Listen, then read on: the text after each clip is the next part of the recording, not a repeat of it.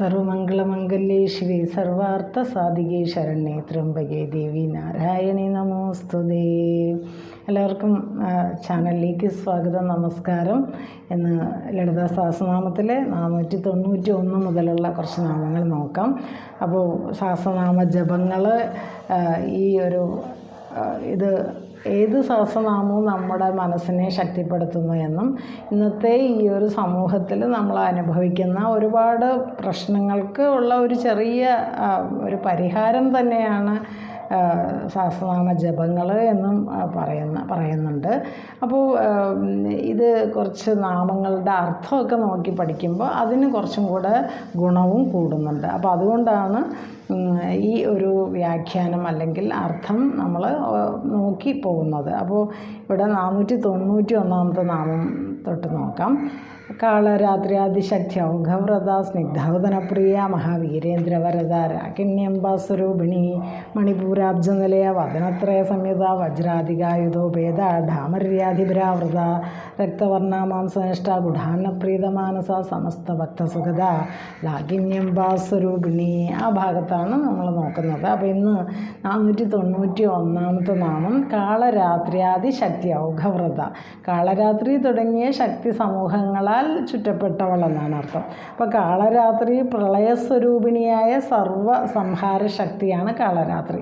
ആ കാളരാത്രി 12 ദലങ്ങളുള്ള അനാഹതാബ്ജത്തിൻ്റെ കർണികയിൽ ദേവി രാഗിണി സ്വരൂപത്തിൽ, രാഗിണി എന്ന നാമത്തിൽ അനാഹതം എന്ന് പറയുന്ന ആ ഒരു 6 ചക്രങ്ങൾ പറയുമ്പോൾ പറഞ്ഞല്ലോ, അവിടെ അനാഹതത്തിൽ ദേവി രാഗിണി എന്ന രൂപത്തിൽ സ്ഥിതി ചെയ്യുന്നു. ആ രാഗിണി എന്ന ദേവിയെ സേവിച്ചുകൊണ്ട് കാളരാത്രി തുടങ്ങിയ ശക്തി സമൂഹങ്ങൾ 12 ശക്തികൾ സ്ഥിതി ചെയ്യുന്നു എന്ന് ഈ നാമം പറയുന്നു. അപ്പോൾ കാളരാത്രി തുടങ്ങിയ അനാഹത ചക്രത്തിൽ സ്ഥിതി ചെയ്യുന്ന 12 ശക്തികളാൽ ചുറ്റപ്പെട്ടവൾ എന്നാണ് ഇതിൻ്റെ അർത്ഥം. ഇനി അടുത്തത് 492 സ്നിഗ്ധൗദന പ്രിയ. സ്നിഗ്ധം നെയ്യ് എന്നുള്ള അർത്ഥമാണ്. ഔദനം ചോറ്, പ്രിയ ഇഷ്ടപ്പെട്ടവൾ. അപ്പോൾ നെയ്ച്ചോറ് ഇഷ്ടപ്പെടുന്നവൾ എന്ന അർത്ഥം. ഇനി 493 മഹാവീരേന്ദ്രവരദ. മഹാവീരൻ അല്ലെങ്കിൽ ഇന്ദ്രൻ തുടങ്ങിയവർക്ക് പോലും വരത്തെ നൽകുന്ന ദേവി. അപ്പോൾ മഹാവീരൻ എന്ന് പറയുന്നത് കൊണ്ട് വിഷ്ണുവിനെ പറയാം, ഇന്ദ്രനെ അർത്ഥമാക്കുന്നു, പിന്നെ പ്രഹ്ലാദനെ അർത്ഥമാക്കുന്നു, ഹനുമാൻ, അതുപോലെ ഗരുഡൻ, ഇവരെല്ലാം മഹാവീരൻ എന്നുള്ള പദം കൊണ്ട് അർത്ഥമാക്കുന്നു. ഇവരെല്ലാം ശ്രേഷ്ഠന്മാരായ ദേവസമൂഹത്തിൽ ഉള്ളവരാണ്. അപ്പോൾ ശ്രേഷ്ഠന്മാരായ മഹാവീരന്മാർക്ക് പോലും വരത്തെ ദാനം ചെയ്യുന്നവൾ എന്ന് പറയുമ്പോൾ ദേവിയുടെ ആ ഒരു സ്ഥാനം ഈ ദേവന്മാരിൽ മുകളിലാണ് എന്നുള്ള അർത്ഥമാണ്. അപ്പോൾ ആ ലളിതാംബികയുടെ ആ ഒരു മഹാത്മ്യത്തെ സൂചിപ്പിക്കുന്നു. മഹാന്മാരായ വീരേന്ദ്രന്മാർക്ക് വരതയായവൾ, അവർക്ക് പോലും വരത്തെ നൽകുന്ന ദേവി എന്നാണ് അർത്ഥം. ഇനി അടുത്തത് 494 നാമം രാഗിണ്യംബ സ്വരൂപിണി. രാഗിണി എന്ന അമ്പയുടെ സ്വരൂപത്തിലുള്ളവൾ. അപ്പോൾ രാഗിണി, രാഗിണി, ലാഗിണി എന്നൊക്കെ പറഞ്ഞ് കുറേ 6 ദേവിമാരുടെ കാര്യം പറയുന്നുണ്ട്. അപ്പോൾ അങ്ങനെ രാഗിണ്യംബ സ്വരൂപിണി, രാഗിണി എന്ന അമ്പയുടെ സ്വരൂപത്തിലുള്ളവൾ. ഇനി അടുത്തത് 495 നാമം. 495 നാമം മണിപൂരാബ്ജ നിലയ. മണിപൂരം എന്ന ആ ഷഡ്ചക്രങ്ങളിൽ നാഭിയുടെ സ്ഥാനത്ത് വരുന്നതാണ് മണിപൂരം. ആ ഒരു ഭാഗത്ത് സ്ഥിതി ചെയ്യുന്ന ദേവി എന്നാണ് അർത്ഥം. അപ്പോൾ മൂലാധാരം തൊട്ട് മൂലാധാരം, പിന്നെ സ്വാധിഷ്ഠാനം, പിന്നെയാണ് മണിപൂരം. അത് ഏകദേശം നാഭിയുടെ സ്ഥാനത്ത് വരുന്നു. ആ മണിപൂരത്തിന് മുകളിലായിട്ടാണ് അനാഹതം എന്ന ആ ഒരു ചക്രമുള്ളത്. അപ്പോൾ ആ സ്ഥാനത്ത് ഉള്ള ആ 10 ദളങ്ങളോടുകൂടിയ ആ ഒരു താമര, ആ നാഭിസ്ഥാനത്ത് സ്ഥിതി ചെയ്യുന്ന ആ മണിപൂരാബ്ജത്തിൽ സ്ഥിതി ചെയ്യുന്ന ദേവി എന്നാണ് അർത്ഥം. മണിപൂരമാകുന്ന കമലത്തിൻ്റെ കർണികയിൽ സ്ഥിതി ചെയ്യുന്നു എന്ന് അർത്ഥം വരുന്നതാണ് ഈ മണിപൂരാബ്ജ നിലയ എന്ന നാമം. ഇനി 496 നാമം വദനത്രയ സംയുത. അതായത് ത്രയം എന്ന് പറയുമ്പോൾ 3, വദനം മുഖം, 3 മുഖങ്ങളോട് കൂടിയവൾ. വദനത്രയ സംയുത, 3 മുഖങ്ങളോട് കൂടിയ ദേവി എന്നാണ് അർത്ഥം. ഇനി അടുത്തത് 497 വജ്രാധികായുധോപേത, വജ്രം ആദി തുടങ്ങിയ വജ്രം തുടങ്ങിയ ആയുധങ്ങളോട് കൂടിയവൾ. വജ്രാധിക ആയുധോപേത എന്നാണ് അതിനെ വായിക്കേണ്ടത്. വജ്രാധിക ആയുധോപേത, വജ്രാധികായുധോപേത, വജ്രം തുടങ്ങിയ ആയുധങ്ങളാൽ കയ്യിലുള്ളവൾ, അല്ലെങ്കിൽ വജ്രം തുടങ്ങിയ ആയുധങ്ങൾ കയ്യിലുള്ളവൾ. 4 കൈകളിൽ വജ്രം, ശക്തി, ദണ്ഡം, അഭയം ഇതൊക്കെയാണ് ഉള്ളത് എന്ന് ധ്യാന ശ്ലോകത്തിൽ പറഞ്ഞ് നമ്മൾ ഈ ഇതിലത്തെ തന്നെ ധ്യാന ശ്ലോകത്തിൽ പറയുന്നുണ്ട്. അപ്പോൾ വജ്രം തുടങ്ങിയ ആയുധങ്ങൾ കയ്യിലുള്ളവൾ എന്നും പറയാം. 498 നാമം ഡാമര്യാധിപരാവൃത, അതായത് ഡാമരി തുടങ്ങിയ ശക്തികളാൽ ചുറ്റപ്പെട്ടവൾ.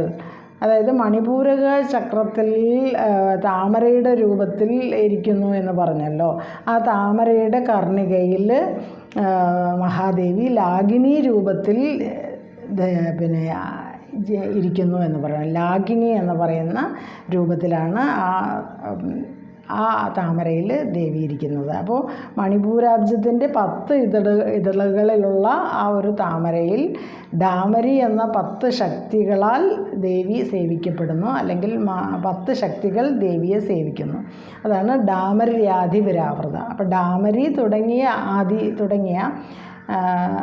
ആവൃത, ചുറ്റപ്പെട്ട, ഡാമരി തുടങ്ങിയ 10 ശക്തികളാൽ ചുറ്റപ്പെട്ടവൾ എന്നാണ് ഡാമര്യാധിപരാവൃത എന്നുള്ള ആ ഒരു നാമത്തിൻ്റെ അർത്ഥം. അപ്പോൾ മണിപൂര ചക്രത്തിൽ താമരയുടെ രൂപത്തിലിരിക്കുന്നു എന്ന് പറഞ്ഞു. ആ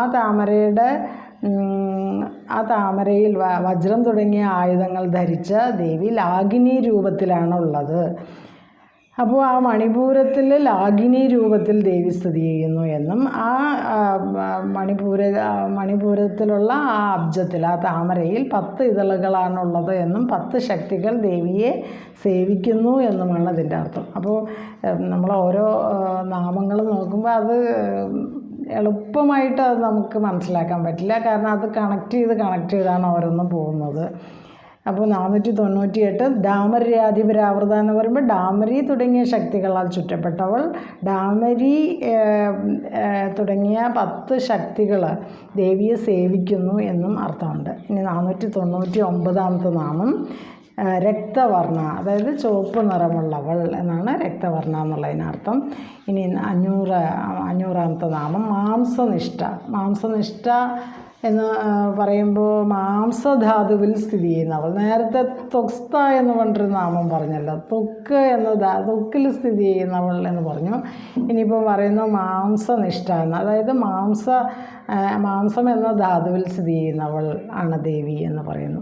അപ്പോൾ ഇങ്ങനെ നമ്മൾ നോക്കുമ്പോൾ പിന്നെ നമ്മുടെ ശരീരത്തിൻ്റെ എല്ലാ ഭാഗത്തും ദേവി സ്ഥിതി ചെയ്യുന്നു എന്നൊക്കെ പല നാമങ്ങളിൽ പറയുന്നു. അപ്പോൾ അതിൻ്റെ അർത്ഥം എന്താണ്? ഓരോ ജീവിയുടെയും ഓരോ പ്രാണിയുടെയും എല്ലാ ഭാഗങ്ങളിലും ഭഗവത് സാന്നിധ്യമുണ്ട് എന്നുള്ള ഒരു അർത്ഥമാണ് നമുക്ക് ഇവിടുന്ന് കിട്ടുന്നത്.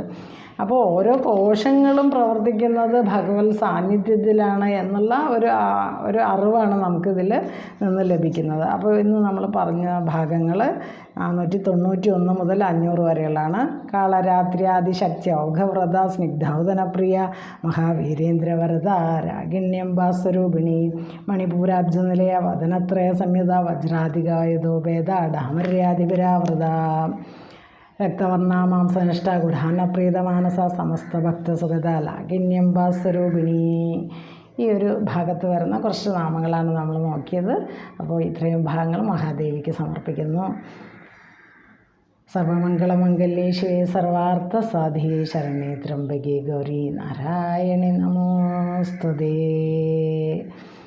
അപ്പം നമ്മൾ സഹസ്രനാമങ്ങളൊക്കെ പാരായണം ചെയ്യുമ്പോൾ കുറച്ച് അതിൻ്റെ ഒരു അർത്ഥവും കൂടെ നമ്മുടെ മനസ്സിൽ വരികയാണെങ്കിൽ അതിന് കുറച്ചും കൂടെ ഒരു ഗുണം കൂടുന്നു എന്നുള്ള ഒരു അറിവാണ് നമുക്ക് ആചാര്യന്മാരൊക്കെ നമുക്ക് പറഞ്ഞു തരുന്നത്. അപ്പോൾ അതുകൊണ്ട് ഈ സഹസ്രനാമ ജപങ്ങൾ നമ്മുടെ ജീവിതത്തിൻ്റെ ഒരു ഭാഗമാക്കുക. രാവിലെ വിഷ്ണു സഹസ്രനാമവും വൈകുന്നേരം ലളിതാ സഹസ്രനാമവും ചൊല്ലി ആ ഒരു പാരായണം ഒരു ശീലമാക്കുമ്പോൾ നമുക്ക് ജീവിതം കുറച്ചും കൂടെ എളുപ്പമായിട്ട് മാറും എന്നുള്ളതാണ് അതിൻ്റെ ഒരു ഏറ്റവും വലിയ ഒരു പ്രത്യേകത. അപ്പോൾ ഇത്രയും ഭാഗം ഭാഗങ്ങൾ മഹാദേവിക്ക് സമർപ്പിക്കുന്നു.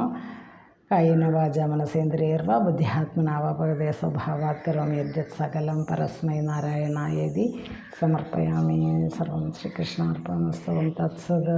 ഹരേ കൃഷ്ണ.